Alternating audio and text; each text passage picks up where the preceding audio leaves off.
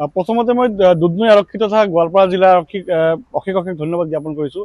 কিয়নো যোৱাকালি যিখন বাইক মোৰ চুৰি হৈছিলে দুধনৈৰ পৰা, সেই বাইকখন আচলতে 24 ঘণ্টা নহওঁতেই আৰক্ষীৰ ফালৰ পৰা যি সহায় লাভ কৰিলে তেওঁলোকে বাইকখন উদ্ধাৰ কৰিবলৈ সক্ষম হৈছে।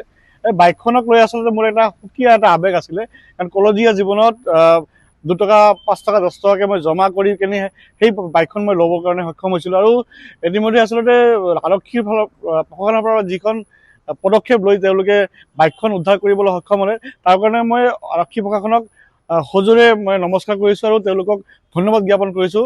কিয়নো এটা ভাল পদক্ষেপ, আৰু অনাগত দিনত আচলতে যিসকল মানুহৰ এনেধৰণৰ বাইক চুৰি হয় তেওঁলোকে আচলতে ভয় খাবৰ কাৰণে দৰকাৰ নাই। কিয়নো আমাৰ আৰক্ষী প্ৰশাসনে সষ্টম হৈ আছে, তেওঁলোকে যথা যিখিনি সম্ভৱ তেওঁলোকৰ যি কাম কৰি আছে। আৰু আপোনালোকৰ বাইকত যদি কেতিয়াবা চুৰি আপোনালোকে হতাশ হোৱাৰ প্ৰয়োজন নাই, কিন্তু তেওঁলোকে নিশ্চয় আমাৰ লগত আছে। তেওঁলোকে আচলতে সদায় জনসাধাৰণৰ লগত থাকি জনসাধাৰণৰ যি সমস্যাবোৰ সেয়া সমাধান কৰিবলৈ যত্ন কৰি গৈ আছে। আৰু আজি মোৰ যি বাইকখন সেয়া পাই মই নথৈ আনন্দিত হৈছোঁ, আৰু প্ৰশাসনক পুনৰ এবাৰ মই ধন্যবাদ জ্ঞাপন কৰিবলৈ যত্ন কৰিছোঁ। হয়, আচলতে মেঘালয়ৰ ডাইনডুবি বুলি কয়, ডাইনডুবিৰ ঠিক 2-2.5 কিলোমিটাৰ ভিতৰৰ এটা হাবিৰ পৰা বননিৰ মাজত তেওঁলোকে দুৰ্গম এটা অঞ্চল, তেওঁলোকে আচলতে সেই দুৰ্গম অঞ্চলত তেওঁলোকে অভিযান চলাই সেই বাইকখন আচলতে উদ্ধাৰ কৰিবলৈ আৰক্ষী প্ৰশাসনে আচলতে সক্ষম হৈছে। হয়, চোৰ এজনকো লগতে আটক কৰিছে, আৰু যি 2গৰাকী চোৰ আৰু পলাই আছে ইতিমধ্যে তেওঁলোককো ধৰিবৰ কাৰণে আচলতে ইতিমধ্যে তেওঁলোকে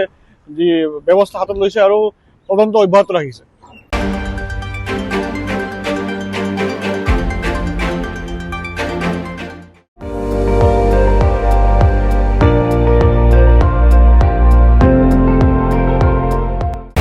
আপুনি চাই আছে ND24, সৰ্বশ্ৰেষ্ঠ নহয় সৰ্বোত্তমৰ দৌৰত।